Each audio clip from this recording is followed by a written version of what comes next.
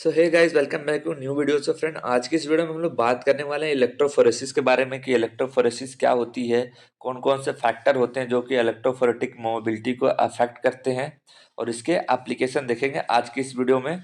तो चलिए आज की इस वीडियो को हम लोग शुरू करते हैं।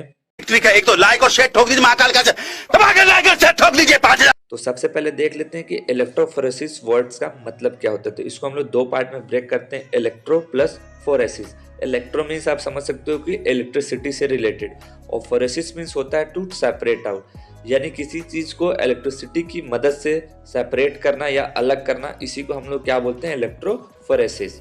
अगर इसकी डेफिनेशन हम लोग देख लेते हैं, electrophoresis is a separation technique in which molecules are separated on the basis of their size, charge and binding affinity by using electricity। यानी वही चीज यहाँ पे लिखा हुआ है। जो हमारा इलेक्ट्रोफोरेसिस होता है वो एक तरह की सेपरेशन टेक्निक होती है जिसमें हमारे जो मॉलिक्यूल होते हैं वो अपने साइज के बेसिस पे, चार्ज के बेसिस पे और बाइंडिंग एफिनिटी के बेसिस पे सेपरेट आउट होते हैं, और वहाँ पे हम लोग इलेक्ट्रिसिटी का यूज करते हैं। It is use for the separation and analysis of biomolecules such as DNA, RNA, protein, plasmid, amino acid. तो ये जो सेपरेशन टेक्निक होती है इसका इस्तेमाल हम लोग सेपरेशन और एनालिसिस के लिए यूज करते हैं बायोमॉलिक्यूल्स के, जैसे कि हमारा आरएनए हो गया, डीएनए हो गए, प्रोटीन्स हो गए, प्लाज्मिड हो गए और या फिर अमीनो एसिड हो गए। तो इनको सेपरेट आउट करने के लिए या फिर इनकी एनालिसिस के लिए हम लोग इस टेक्निक का यूज करते हैं। उसके बाद it is also use in paternity testing and forensic study, यानी इसका इस्तेमाल हम लोग पैटर्निटी टेस्टिंग मीन्स होता है कि पता करते हैं कि पेरेंट्स कौन है। जैसे कोई एक चाइल्ड है जो कि खो गया है या फिर कोई क्लेम कर रहा है कि नहीं ये मेरा बच्चा है, तो उस केस में हम लोग इस टेक्निक का यूज करके पता करते हैं कि एक्चुअली जो चाइल्ड है वो किसके साथ बिलोंग करता है, यानी इसका रिलेटिव कौन है। या फिर इसके हम लोग फोरेंसिक स्टडी में भी इस टेक्निक का यूज करते हैं। अगर इसके हम लोग प्रिंसिपल की बात करते हैं कि जो हमारा इलेक्ट्रोफोरेसिस होता है वो किस प्रिंसिपल पे काम करता है। Electrophoresis based on the migration of charge particle under the influence of electrical field. तो जो हमारा इलेक्ट्रोफोरेसिस होता है ये किस पे बेस्ड होता है, इसमें जो हमारे चार्ज होते हैं, जो पार्टिकल्स होते हैं, जो चार्ज पार्टिकल होते हैं, उनका माइग्रेशन बेसिकली इन्फ्लुएंस होता है इलेक्ट्रिकल फील्ड की वजह से। Positively charge molecule moves towards cathode and negatively charge molecule moves towards anode. तो इसमें जो हमारे पॉजिटिव चार्ज मॉलिक्यूल होते हैं वो कैथोड की तरफ मूव करते हैं, वहीं जो नेगेटिव चार्ज मॉलिक्यूल होते हैं वो हमारे एनोड की तरफ मूव करते हैं। उसके बाद यहाँ पे आप कुछ डायग्राम में देख सकते हो, यहाँ पे एक कैथोड लगा हुआ है, यहाँ पे एक एनोड लगा है और ये एक बफर सोल्यूशन है। ये हमारा कैथोड है, ये एनोड है और इसमें बफर सोल्यूशन फिल किया गया है। तो जो हमारे पॉजिटिव चार्ज होते हैं वो कैथोड की तरफ मूव करते हैं और जो नेगेटिव चार्ज होते हैं वो एनोड की तरफ, यानी सिंपली आप समझ सकते हो कि अपोजिट चार्ज की तरफ ये मूव करते हैं, क्योंकि ये अट्रैक्शन होता है जब भी हमारे दो अपोजिट चार्जेस आमने सामने आते हैं। और यहाँ पे एक इलेक्ट्रिक सप्लाई लगी होती है। तो कुछ इस तरीके से ये सारा कुछ प्रोसेस होता है। If molecule have high charge and less molecular weight so they move fast. जैसे कि अगर कोई हमारा एक मॉलिक्यूल है जिसपे चार्ज बहुत ज़्यादा है और उसका जो मॉलिक्यूलर वेट है वो कम है, तो इस तरीके के जो मॉलिक्यूल होते हैं वो काफ़ी तेज़ी से मूव करते हैं। इसका एक फॉर्मूला होता है, आप यहाँ पे फॉर्मूला देख सकते हो, mu equal to Q upon 6 pi R eta. तो यहाँ पे ये सारा कुछ क्या होता है, यहाँ पे म्यू मीन्स इलेक्ट्रोफोरेटिक मोबिलिटी, यानी कितनी तेज़ी से हमारा जो मॉलिक्यूल है वो मूव कर रहा है। उसके बाद क्यू है यहाँ पे चार्ज ऑफ मोबिलिटी, यानी कितना चार्ज है, और आर रेडियस ऑफ मॉलिक्यूल, जो भी हमारा मॉलिक्यूल है उसकी साइज कितनी है, उसकी रेडियस से हम पता कर सकते हैं कि जो भी हमारा मॉलिक्यूल है उसकी साइज कितनी है। और ईटा मीन्स विस्कोसिटी ऑफ मीडियम, जो भी हम लोग यहाँ पे बफर या फिर कोई और जेल वगैरह यूज करते हैं तो उसकी विस्कोसिटी कितनी है। सपोज अगर कोई यहाँ पे सोल्यूशन हम लोग यूज कर रहे हैं जिसकी विस्कोसिटी बहुत ज़्यादा है, तो जो हमारे ये मॉलिक्यूल्स हैं वो काफ़ी धीरे मूव करेंगे, क्योंकि उस सोल्यूशन का जो विस्कोसिटी वो काफ़ी ज़्यादा है, जिसकी वजह से जो हमारे मॉलिक्यूल हैं वो बहुत ज़्यादा फास्ट मूव नहीं कर सकते। उसके बाद बात करते हैं टाइप ऑफ इलेक्ट्रोफोरेसिस की। हमारी इलेक्ट्रोफोरेसिस जो होती है वो कितने टाइप की होती है। तो इलेक्ट्रोफोरेसिस को बेसिकली दो टाइप में डिवाइड किया गया, जोन इलेक्ट्रोफोरेसिस और मूविंग बाउंड्री इलेक्ट्रोफोरेसिस।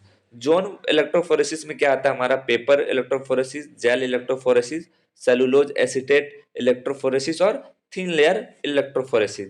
और मूविंग बाउंड्री इलेक्ट्रोफोरेसिस में क्या आता है, capillary electrophoresis, iso electric electrophoresis और आइसो टैको इलेक्ट्रोफोरेसिस। तो इन बेसिकली इन दोनों में क्या डिफरेंस होता है, जो हमारा जोन इलेक्ट्रोफोरेसिस होता है इसमें हम लोग अलग अलग मीडियम्स का यूज करते हैं। जैसे हम लोग यहाँ पे एक पेपर को यूज करते हैं एज अ मीडियम की तरह, फिर जेल यूज करते हैं as a medium, cellulose use करते हैं और थिन लेयर यूज करते हैं एज अ मीडियम की तरह।